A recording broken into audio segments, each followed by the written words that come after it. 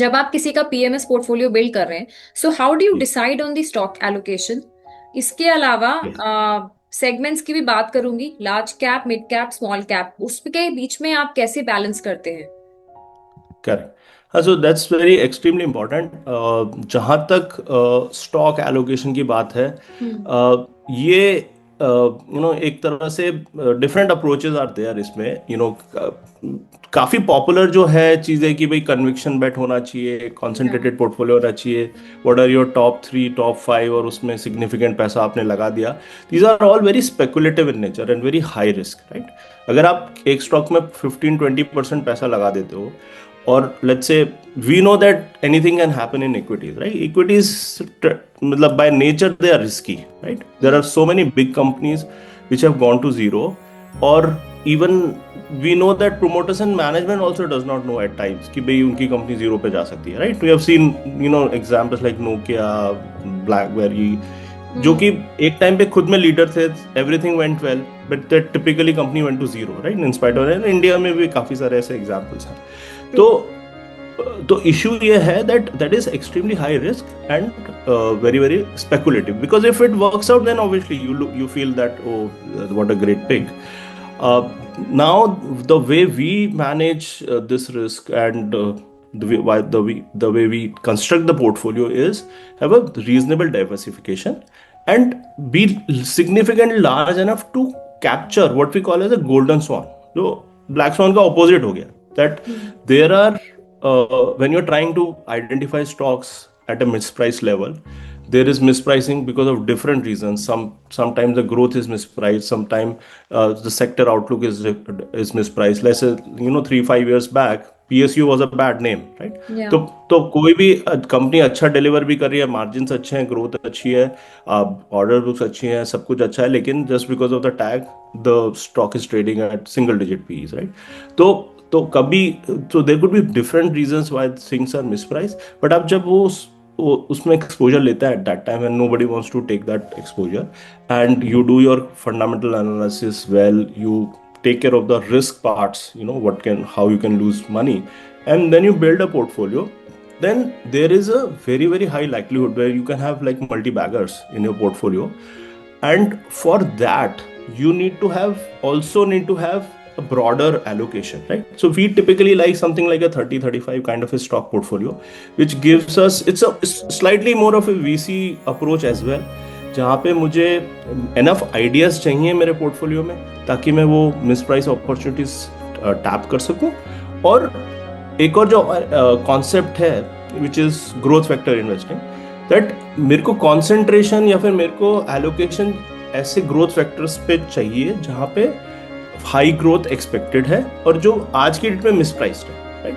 कई बार वो typical known popular themes हो सकती हैं, जैसे आज की डेट में बैंकिंग है, हाउसिंग फाइनेंस है, पावर है, और कई बार अननोन हो सकती हैं, जैसे डिफेंस था जब 5 साल पहले जब हमने अपना एक या। स्ट्रैटेजी लॉन्च किया था, या रेलवे था, तब कोई भी उसकी बात नहीं करता था, राइट? तो कई बार अननोन होता है, कई बार वेल नोन लार्ज कैप में हो सकती हैं वो छुपी opportunities, but you have need to have a diversification, not to lower risk. So lower risk तो सबको समझ में आता है कि भाई डाइवर्सिफिकेशन चाहिए रिस्क मैनेजमेंट के, but the other flip side of diversification is also to capture enough opportunities, right, from different या। sectors, from different type of companies.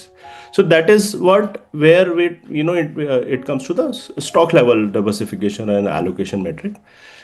Large mid small की अगर बात करें तो typically valuations are the key element to go by, right? क्योंकि typically मैंने ये देखा है और काफ़ी लोग इस पे काफ़ी स्ट्रांगली बिलीव करते हैं कि भाई स्मॉल कैप में ज़्यादा रिटर्न आता है, राइट? हम्म। और मिड कैप में ज़्यादा रिटर्न आता है, स्पेसिफिकली Seen their जब performances also, ना?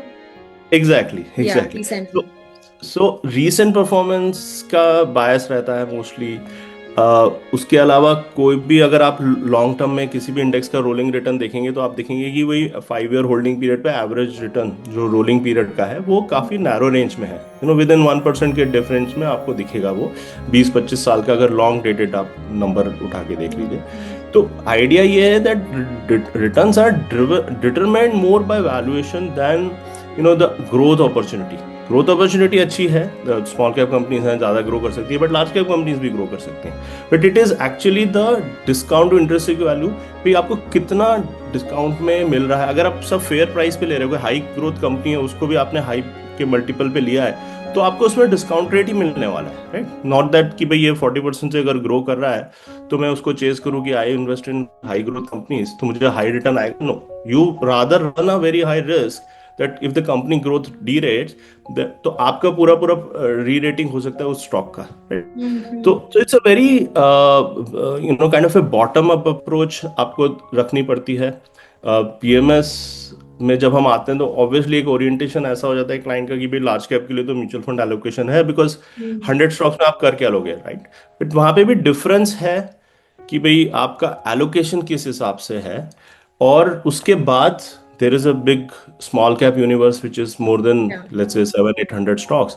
वहां से आपको बॉटम अप अप्रोच के साथ पिकिंग करना है। So obviously there could be a tendency कि स्मॉल कैप स्टॉक्स ज़्यादा रहे किसी टिपिकल पीएमएस पोर्टफोलियो में, but we don't believe in that, you can just put मतलब आप लार्ज कैप की तरफ तो देख ही नहीं सकते और आप सिर्फ हम्म। स्मॉल कैप में हिडन जेम्स निकालिए, नहीं। It's a more bottom up fundamental analysis, और आपको सब जगह अपॉर्चुनिटीज मिलती हैं, मिल रही हैं। एंड हमने देखा है हमारे नियरली 10 years के ट्रैक रिकॉर्ड में दैट लार्ज कैप में नियरली 30 से 40% एलोकेशन रहा है फ्लेक्सी कैप का, right? Hmm. In spite of us being doing all agnostic and everything, that allocation has been there all through.